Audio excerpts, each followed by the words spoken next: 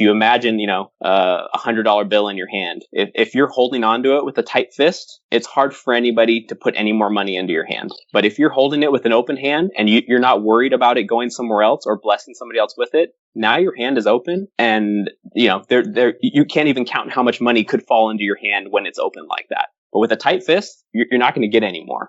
So that's the illustration that's just always stuck with me.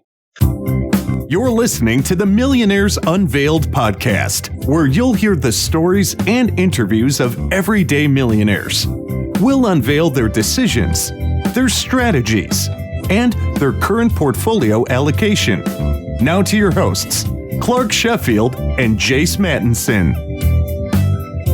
Welcome back to another episode of the Millionaires Unveiled podcast. This is episode number 224. Clark, what's going on? How's it going on in your world? Dude, going pretty well. What's going on with you? And we are experiencing some abnormally odd winter weather all of a sudden right now. So we're hunkering down, man. It's February every year in Texas. We kind of have this. Texas last year. Yeah. What month was it last year when you had February, the crazy pipe, the pipes leaking and everything? Yeah, when was February. That last year? That was February? Yeah. Okay. Yeah. The ironic thing about this whole deal, and I may have shared this before, but we moved here, I don't know, 7 years ago or something. When we first moved here, Austin wasn't what Austin is now, but we're talking to some of the people who were kind of locals, which is hard to find now that people grew up here and whatnot. But they're like, oh, it never snows here. It never gets super cold. Like, we see snow once every 10 years.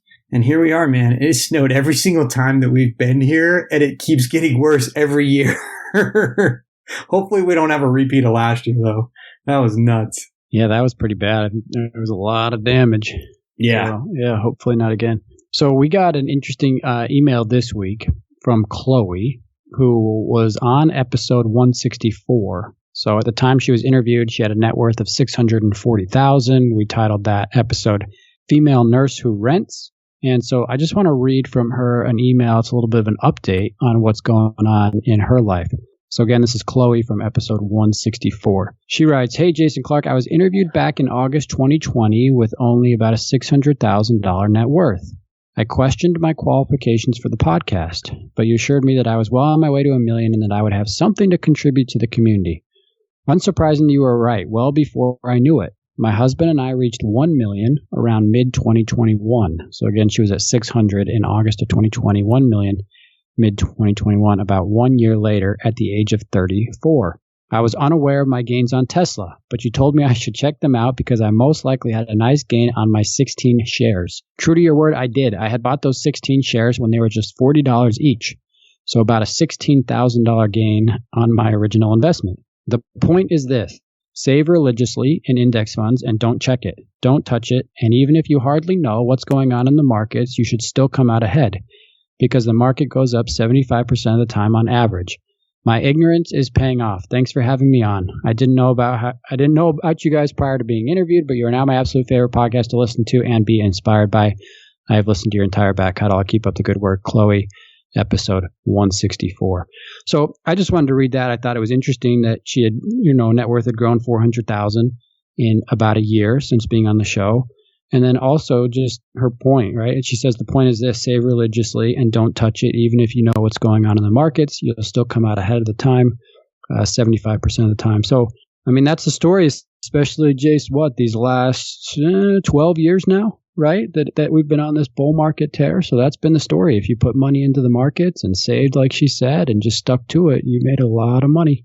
Yeah, no, it's true. And I think even those people that continued, you look back, one of the things that we specifically wanted to accomplish with this podcast is seeing what happens to portfolios and mindset psychology when we do have market downturns. And we haven't had too significant of many market downturns since we've been doing this. We have had, we went through kind of the early COVID days of early 2020. We've had different months that have pulled back, but nothing significant like '08, right? But I think if we go back to some of those investors that, we talked to that have had portfolios 20 and 30 year, long periods, they continue to invest through those downturns, in some of a dollar cost averaging method. And like you mentioned, everything's springboard, it's returned and then some, right? And so I think it's a long play. Investing is a long journey. It's not something that you do overnight, whether it's real estate, invested in small businesses, invested in the public markets or private markets even. It's a long game. in terms of your investment portfolio, the way you investment horizon. So anyway, this week we've got James, net worth of $1.2 million. He works as a realtor and is married to 2 kids. Prior to being a realtor, he worked as a project manager. James shares a story and really emphasizes the importance of giving away money. Super good episode with him. We've talked about giving with a few of our guests, but it's definitely coming out more and more, and how to be intentional with your giving and what to do. And this is a great episode where we get into a little bit more detail with him. The importance of that and strategies about how to go about doing it. Because it is something that you can't just, I guess you could just write a check to organizations here and there, but if you really want to have kind of an impact and know what that impact is, you've got to do it a little bit differently sometimes. Last week we had Bryce and Stacia. Bryce is a nurse anesthetist and Stacia is an RN. Net worth of $1.3 million. It's fun to have another couple on the call. Great to talk to them, kind of discuss their childhood and journey together and separately on some of the psychology that played into the decisions they make today. So go check that episode out. I wanted to read a review too. We just got not too long ago. It says this is from Sean SL 2022. So the best podcast ever. I don't know about that, but we'll take it. If you want to be successful in this country, stop complaining and start listening to this podcast. Thought that was a great review to start off 2022, man. Yeah, there you go. So I appreciate that from Sean SL 2022. Great review. Without any further delay, let's jump into the episode with James. James, hey, thanks for joining us. Hey, Clark, I'm really excited to be on the show today. Yeah, so tell us a little bit about you, what you're up to, and who James is. Yeah, I live in San Diego County. I'm currently a realtor. I've got a wife of 10 years and 2 little boys. One of them's 1.5. The other one's almost 4. So, they keep us on our toes. They keep us tired. But I'm actually only 1 year into being a realtor. So before that, I was a project manager for several different companies, but then decided to jump into the deep end, into being self-employed, being a realtor. And I'm loving it. I can say I'm enjoying my job. And so, yeah, really thankful for that. And excited to share a little bit about our story today. Yeah, this will be fun. So what's your current net worth? We're sitting right about $1.2 million right now. And how is that broken up? It's about $140,000 cash. That's just available. We've got about another $140,000 that's in, some different stock investments, primarily, either mutual funds or index primarily funds. Tesla? No. Bitcoin? But not quite. We missed those boats apparently. But they're really all in mutual funds and index funds that are just focused on a growth or aggressive growth, kind of that long-term play. I have a handful of individual stocks from back when I thought I could pick good stocks, and when I decided I couldn't do that, then I just went for the mutual and index funds. So I snapped out of that pretty quick, that strategy. So like I said, about $140,000 in the brokerage accounts, and then we've got about $270 that's in our retirement accounts. So $200,000 of that is in Roth accounts, and then the other $70,000 is in traditional, and all of that is just invested in growth funds. Most of that, or we've shifted our IRA contributions to Vanguard several years ago, but before that we had some in American funds, but they're all, the kind of that long-term focused, just growth funds. And then the big bulk of our, net worth is really in our primary residence. So our home's worth, I'm a realtor, so I should know, should be worth about $650,000 right now. Of course, I'm a homeowner, so I think it's worth more than that. And, and we own it free and clear. So we paid that off in about 5.5 years. And so that's the bulk of our 1.2 million net worth. It's sitting in our home, which I'm standing in right now. So, you're crushing it, man. How did this happen? You're so young. How did it get there so quick? So, I would say, just a couple of things. I would say, number one, we've been really blessed. We are just, we come from families that have really taken pride in kind of giving us a great foundation. So we both, we went to a private Christian college. That's where we started dating and came out of that and got engaged. But like both of our families just saw it as their pride and joy to put us through college and allow us to not, come out of that with a lot of student loans. We also, we both had, not super nice cars, but reliable cars that our families had paid for when we were in school. So we got married out of college and no debt. We had some cars we could rely on with no car payments. And we both had some savings because we had always worked hard and saved money. We were both savers growing up. And so that just really gave us a great foundation. And from there, I can just tell you we've had just tons of, unexpected blessings on the way as we've worked hard. And I think the other big thing is, we've always been focused on giving. And, generosity is really important to us. We believe God created us to be generous. That's how he designed us. And we love giving to things that we're passionate about and helping people in need.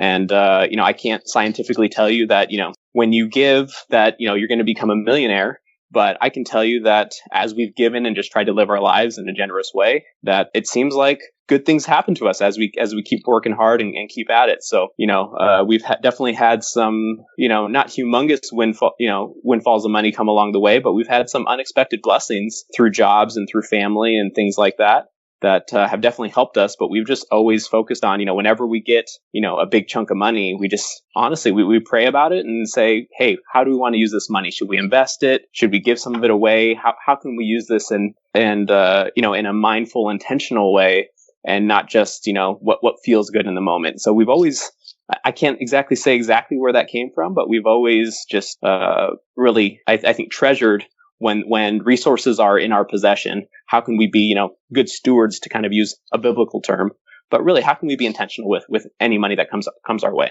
Yeah, so let's dive into this, because you said, just from talking before the show here, you guys have given away over $250,000. Yeah, in our little over 10 years of marriage, that's what it adds up to. And wow, and is that to your church or different groups or charities, or where do you give it to? How do you donate it? A good chunk of that is to our local church that we attend.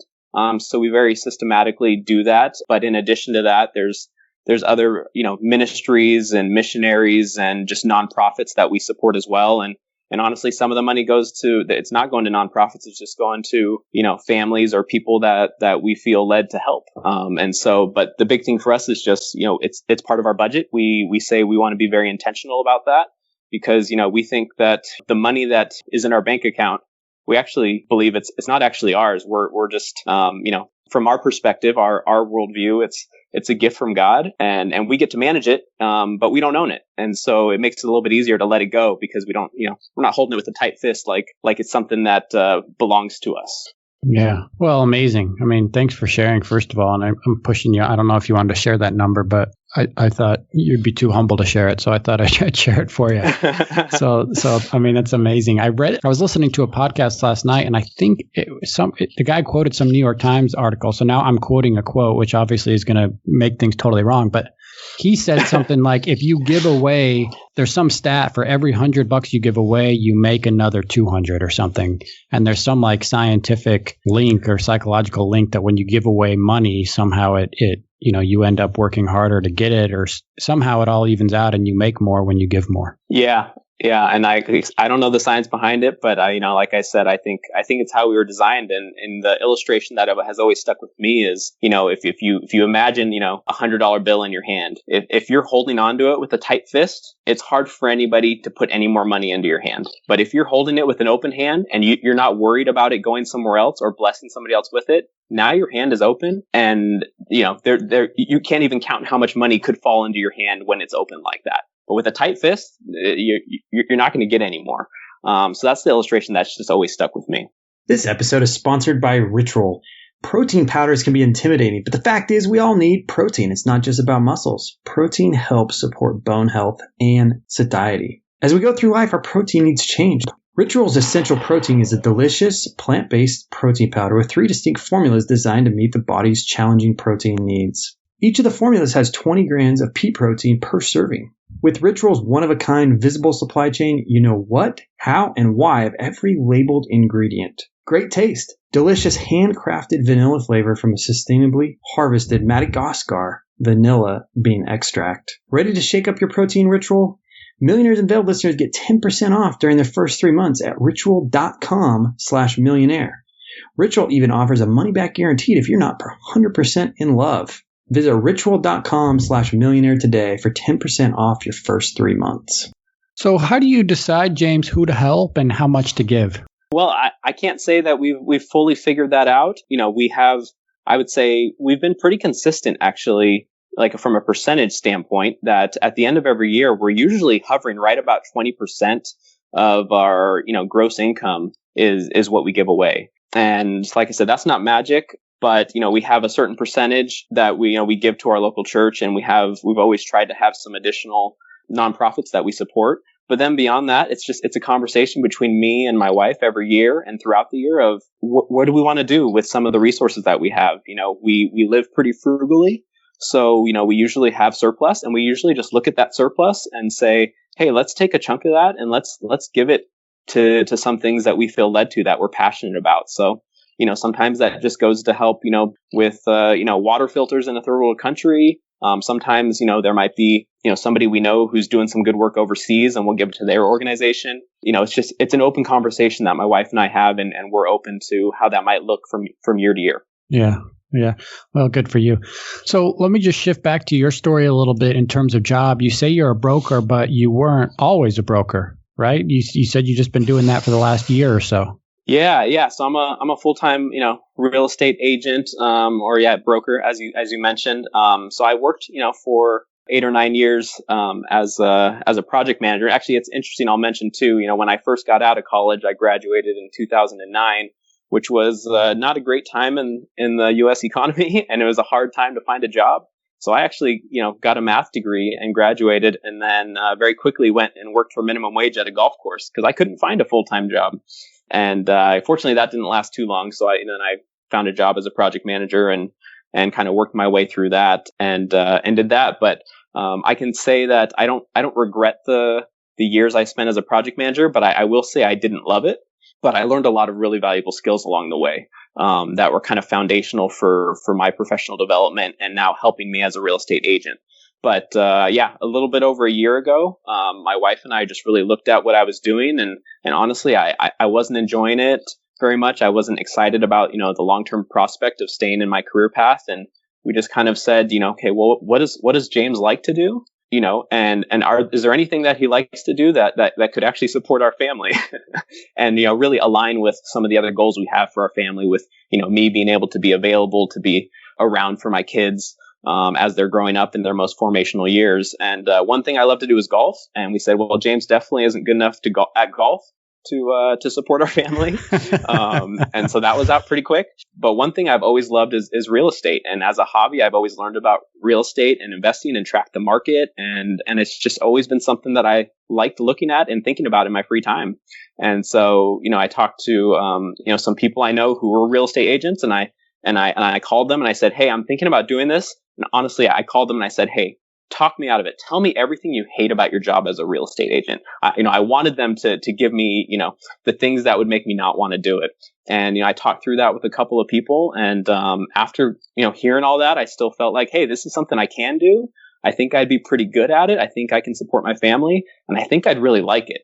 And it really fit into a lot of our other goals of having more flexibility of schedule for our family so I can be home to help with the kids more. So it really just fit. So once we kind of figured that out, then I just went for it, got my license as quick as I could, and gave my notice at my project manager job. And then, right is actually first day of 2020, I was a full-time real estate agent for the first time, newly licensed, and I got to work. So yeah, it's been an interesting adventure for us. So that's pretty gutsy, man, to be a project manager and then switch career in your 30s. Yeah. Did it make you nervous at all? I mean, I know you had, let's call it $1 million net worth. Maybe it was a little bit shy of that, so you were okay financially, paid off house. But did it make you nervous at all? A little bit. I would say, for us, it's something that we had talked about for a while. It wasn't like in 2019 I suddenly didn't like my job. I had always, not hated my job, but just didn't feel like it was what I was going to be doing long term. And, like I mentioned, we've got a good amount of cash saved up, some investments, liquid things that we knew, let's try this for maybe a year. And I always said, worst case scenario, I can go back. I can find another job as a project manager. That was kind of the backstop. And our expenses are so low. We have a paid off house. We live very frugally. So, looking at the risk, if it turned out I was just a terrible real estate agent, didn't make any money, looking at that compared to the potential upside of being in a job where actually I have a lot more income potential now. And then all the other benefits of, just feeling like I was going to love the work I was doing, feeling like I could connect more with people on a personal level as I help them, buy or sell a house, which is a very emotional process for people. Just a lot more fulfillment, and the family benefits of being able to, make my own hours and be around for my kids who are growing up. And so all those things, just really made us feel like, this is worth the risk. And, we have enough money saved up. And what's that money for if we're not going to, use it to, make decisions that we feel like put us more in a position to, achieve the goals that we've set for me and my wife, for our family. So I assume you're happy with the move or making the switch. Yeah, please don't make me go back to my old job. No, like I said, I didn't hate it, but I love my job. It's way more fulfilling, and honestly, I don't have aspirations, at least in the short term, to be the best, the highest grossing real estate agent in the world. To me, I'm just trying to find the balance of, okay, I want to make sure I'm making enough to support my family, but if I can do that in 40 hours a week or even less than that, I really want to be able to, focus this time while my kids are young to spend more time at home. And I really feel like being in this position where that's a possibility because our expenses are really low and I don't have to make, $10,000 a month just to pay the bills. It's a great position that we find ourselves in, and we're really thankful for it. We feel really blessed. Wow, good for you guys, and congrats on growing it so much. So, I mean, your net worth is about half your home equity is about half of your net worth, right?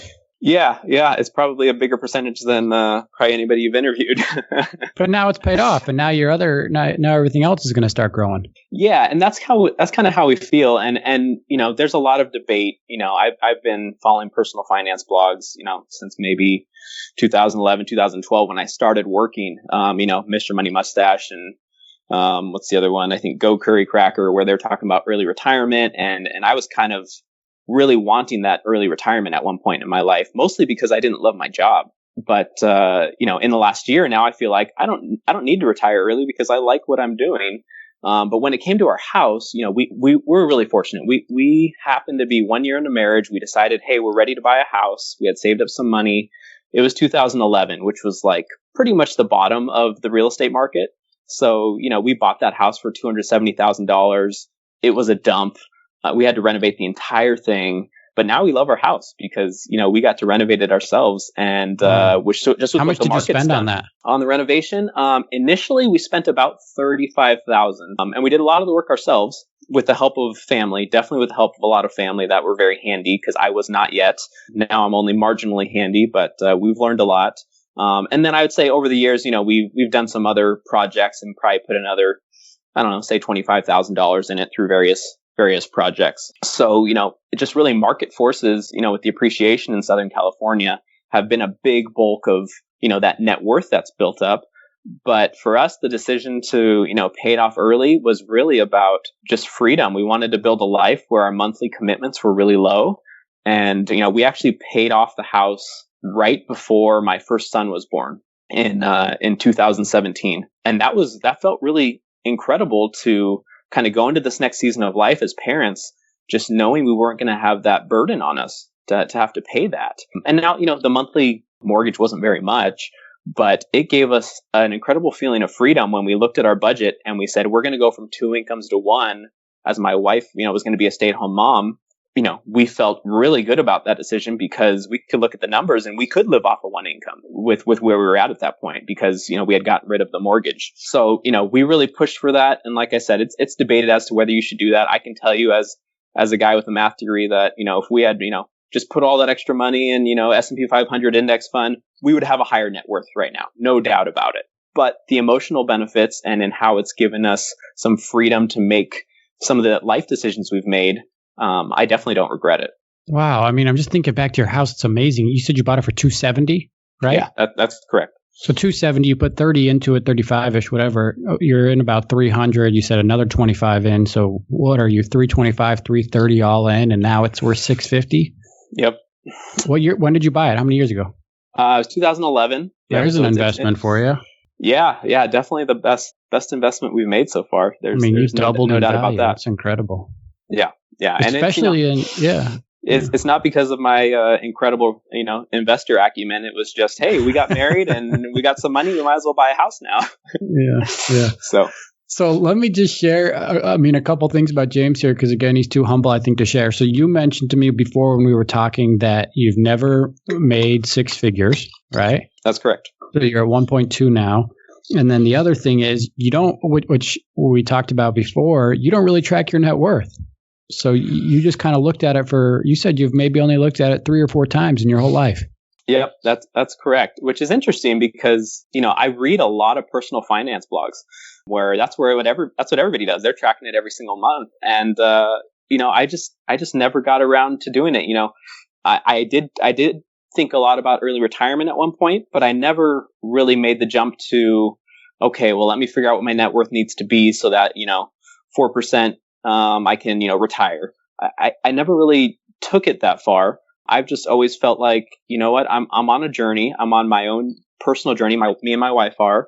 And, we believe, with our worldview that, God's got us on a journey and we just want to be good stewards of what comes our way. And we want to do everything we can to grow that. And I shared with you, Clark, that, we've had a number of, blessings that have just come kind of unexpectedly, with some family, some things that we've inherited. And we've just taken every single thing that's come our way and just tried to have open hands and say, okay, well, what should we do with this? And we've never said, oh, well, let's just go buy really nice stuff for ourselves. That's just not really our style. We like to, live pretty simply and we're very content that way. But we just said, how can we take this money or take this resource and just pour it back into things that matter? And for us, that's, we save it, we invest it. But to us, things that matter too are, giving it away to people who actually need it more than we do. So that's a big part of our story. And, I may have mentioned already, but, we're very thankful for our families and for a lot of just life things that have happened to us that have really blessed us financially along the way that have really gotten us to where we are. And even just little things like, we had family members who helped us with the renovations on our home, which saved us thousands, maybe tens of thousands of dollars over the last 9.5 years compared to if we had to hire contractors for that stuff. So there's just tons of blessings along the way, but we've just continued to live simply. And, we see it as our responsibility to just be good stewards of what comes our way and just try to continue to grow it and to give it. Wow. Good for you guys. It's amazing. It's amazing to hear your story. And you mentioned some of the inheritance, but I just want to make it clear that you really did a lot of this, both of you guys on your own, that it was only about $80,000, right, that you got from that. Yeah, well, there's probably a couple other things I didn't mention to you before the call. My dad passed away in 2007, which, I would certainly rather have him back than have the $80,000 I got from his home sale, but I can't change that.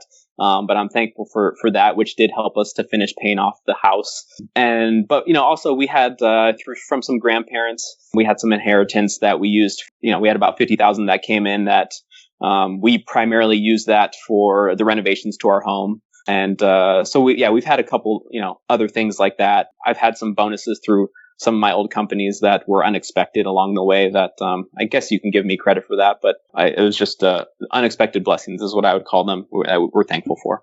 Okay, this episode is sponsored by LoanSteady. As regular listeners know, we love companies that can improve your financial well-being. We vet sponsors carefully to make sure that they can deliver a great experience to our listeners. So if you're in the market for a home loan or interested perhaps in refinancing or would like to take cash out for a special project or home improvements, especially before rates potentially rise this year, check out LoanSteady. They have 350 5-star Google reviews, so customers leave happy. They have a special offer for listeners of Millionaires Unveiled. Before April 1, go to www.loansteady.com/millionaire and apply. And LoanSteady will waive all lender fees, including application and processing fees. Important terms and conditions apply. For more licensing, please visit www.nmlsconsumeraccess.org. This is LoanSteady LLC, NMLS number 1701910, equal housing lender. So get a rate today and see how LoanSteady can help you reach your financial goals. Go to www.loansteady.com/millionaire to get your special offer today. So now going forward, about $270 in retirement, $140 out of retirement, $140 in cash, you mentioned, along with your house. Those are the 4 big buckets.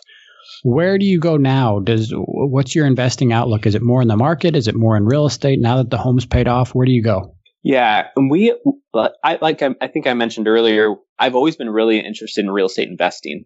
And even though we have those money in the retirement accounts, actually our long-term goal, or at least my long-term goal is that hopefully, we'll get to 59 and a half and we won't need to touch any of those retirement accounts. My family kind of instilled in me early on just this idea that real estate's a really great long-term investment. And so I've always felt like one way or another, my retirement is going to be in real estate. But we made a very conscious decision after we bought our house that we were going to focus on paying off our mortgage before we went and started picking up investment properties. So that's kind of a decision we made. And our rationale was, hey, well, let's just make sure crazy things can happen in the market. This was after 2007, 2008 in the real estate market. We knew crazy things could happen. So we said, well, let's just make sure we'll never lose our house so we can have somewhere to live. And then we'll focus on picking up some other investments. But then, we paid off our house in 2017. We started having kids. We went to one income. And then we didn't feel like we had all this extra income to put towards investment properties. So I feel like we're just now kind of turning the corner where we're thinking about that. So I do see, long term, we're entering kind of more of an investing phase of our lives where I do see us starting to pick up, some long-term buy and hold investment properties, probably not in Southern California for various reasons. Probably the biggest one being the cost. It's very expensive here. But we're looking at some other areas of the country where, we can get some good cash flowing rentals. And I think that's going to be our next step from an investment perspective. So how do you just, good answer. How do you decide, James, how much cash to hold before you buy something versus letting that just keep accumulating until you find a good deal? I guess, the question is the balance between the good deal and holding cash. Yeah. And honestly, we're wrestling with that. So historically, we've actually, in my opinion, we've held too much money in cash. We've probably missed out on some significant, market gains if we would have moved some of our cash into stocks sooner. But the way we look at it, or at least the way we're currently looking at it in the latest conversations between me and my wife is we have some of this money that's in, say, stock investments. And, we're just always looking for, what's a good opportunity. And so we want to always make sure that we're keeping really, sufficient reserves. So that if something goes really bad with the property, tenant trashes the place, we're not getting income, we have to fix up the place again. We don't ever want to put ourselves in a position where we might lose the property. We've seen from, other people that as long as you can hold on to it long term, real estate's usually a pretty good investment. And that's not always true, but usually that's true. So we want to make sure, we invest from a very strong position of being able to make sure conservatively that we can hold on to the property. But, the way we see it, okay, if our investments that are in stocks are doing well, that just gives us a little bit more firepower to be able to go out and try to pick up some good real estate deals. So, we're not in a hurry, but we're looking for good opportunities. So, we're kind of in this phase right now where we're just trying to educate ourselves on different opportunities out there, different areas we might want to invest in that are out of state. And now, honestly, trying to get a little bit more of a comfort level with the idea of investing out of state where we're not actually going to be able to drive down the street and go see our investment. Right. So that's kind of, just like a mental kind of roadblock we're actually right in the middle of working through and trying to get more comfortable with. Yeah. As the net worth grows for you, are you spending more time doing that versus focusing more on your day job? I would say, we're in the middle of January. I've been spending more time focusing on that because that's kind of a goal we have for this year is to start making some of those moves. But at the end of the day, I also know that I need to continue to focus on my job as a realtor, helping people buy and sell homes because, we still need to support our family, from a month to month basis. And I know that having some surplus out of that work will continue to make us feel more comfortable with, the investments we're wanting to make. Yeah. Good answer. How old were you when you became a millionaire? Do you remember? I think I was 32. So I'm 33 now. But I was I think, doing some end of year just tax planning. And that was one of the 3 or 4 times in my life that I said, oh, well, let me just throw all these accounts together and see what our net worth is. And I said, oh, wow, look, we became millionaires. And then, ironically, I think, in 2020, when the stock market went down, I remember, I didn't calculate it, but I remember thinking, I'm probably not a millionaire anymore when, the stock market took a little bit of a dive. Yeah, now it's but right back up. we've bounced back since then. So we're back in that category. Not that it's that important to us, but I was about 32. And then you mentioned budgeting earlier when we were in the show here. Do you guys budget monthly or? We do. There's been 10 days in our marriage that we did not have a budget. And that was the first 10 days we were married. So we got married. Holy cow. We got married on the 21st of November. And we decided our budget's not going to start till December 1st. So when we're on our honeymoon, we're like, hey, we're not on a budget. This is our time to spend. Not that we really did. But anyways, from there, we've always worked together on a monthly budget. And the big thing for us has been, when we first got married, I was working part-time for minimum wage. My wife was a teacher, so we didn't have a ton of income. But honestly, from a lifestyle creep perspective, we haven't really changed too many things in our budget since then. Like our budget for eating out every month is the same as it was when we got married. And so that's kind of been a big part of our story. We budget, we're very diligent monthly, but there's people who budget very diligently that also spend a ton of money. And I'm not judging those people because, right. They can make those decisions and there's trade-offs for doing that. But for us, we've just always felt like, we're very content with a frugal lifestyle and not spending a ton of money and honestly enjoying a lot of things that don't cost a lot of money. Mm-hmm. So how much do you spend a year? What's your household spending? We spend on expenses about $2,000 a month. Just as far as, that's now because the mortgage is paid off too. I guess. We don't have a mortgage. So, that's property taxes and our expenses. Now, the one thing that doesn't include is our health insurance, which is another $1,000 a month. So you add that in and it's basically $3,000 a month is kind of our base budget of expenses. Gotcha. Yeah, I was going to say before I asked you that question, you're throwing all of our stats out of whack here because we got somebody on that doesn't check their net worth and budgets religiously. Right? And that's one of our takeaways, Jason. There's been two key takeaways that we've been really surprised with. And one is that most of the millionaires we've interviewed don't budget. And then two is that most of them don't pay off their home early. So you're kind of your own little breed here. Yep. Well, I'm happy to break the mold, I guess. I'm just teasing you. So as much as you're comfortable sharing, what's been your range of annual household income? Yeah, I'm happy to share. Like I mentioned, when we first got married and I was out of college, I was working for, I think it was $7.75 an hour, which was minimum wage at the time at a golf course. The nice thing about that job though was I did get free golf, so that's worth a lot of money. But so we started there. My wife was working as a teacher and probably made, I don't know, about $40,000 a year. So that's where we started. And then as my career progressed, really, I eventually, I think I started out making $15 an hour and kind of worked my way up and eventually finished around $70,000 a year is where I was as a project manager before I made the jump into real estate. So, and my wife's income over the years increased until 2017 when she became a stay-at-home mom. So, there was a time when we were both working where we were making over $100,000 a year combined. But that's really where we've been. I kind of maxed out at $70,000 to $75,000 a year as a project manager. And I think I could have made more than that. But, honestly, I wasn't willing to make, the time sacrifices that honestly a lot of people make as they're trying to grow their career, because just family was so important to me and having time at home was so important to me, especially when my first son was born. A quick story on that. My son was born in 2017. I was still working a job where I commuted about 45 minutes a day each way. And it was I very quickly realized that I did not want to be doing that anymore. An hour and a half plus a day of time in the car when I could be at home with my son just was not worth it to me. And, we had just paid off our house. Our expenses were very low.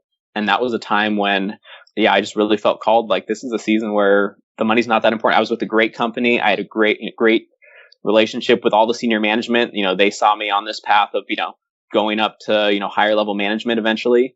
But I knew that if I went down that path, it was just going to be more and more demands on my time and probably more travel and a number of different things. And I knew that wasn't long-term the life that I wanted. So I actually, at that point, I was a little bit over $70,000 a year. And I actually I changed jobs to another company where the office was a mile from my house, took a pay cut, but it was worth it because I was able to come home for lunch and spend time with my son, and help my wife and support my wife better. And then it was, I only did that job for about a year and a half before I decided, okay, now I'm going to go self-employed as a realtor. But, we've made some very conscious decisions, me and my wife, to just say, you know what, it's not about making the most money. It's about, what kind of freedom does that money give you? And are you able to use it for the things that are most important to you in life, which for us is, family, raising our kids, and giving, which I mentioned before, being generous with what God's given us. Yeah. Did money at all play a piece at all in when you had kids? I don't know anybody's ever asked me that before. I would say maybe a little bit. So, we got married out of college, and like a lot of our friends did, and a lot of them had kids a lot sooner than us. And for whatever reason, we always said, hey, we're on the 5-year plan. After 5 years, we think, that's when we'll want to have kids. And there wasn't any magic thing to the 5 years. It was later.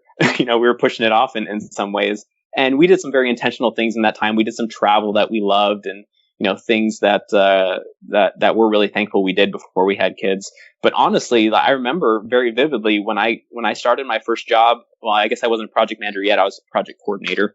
But when I was making $15 an hour, and I remember looking and thinking, man, I don't know. I always had this goal in my mind that my wife would be able to be a stay-at-home mom if she wanted to be. I wasn't going to force her into that.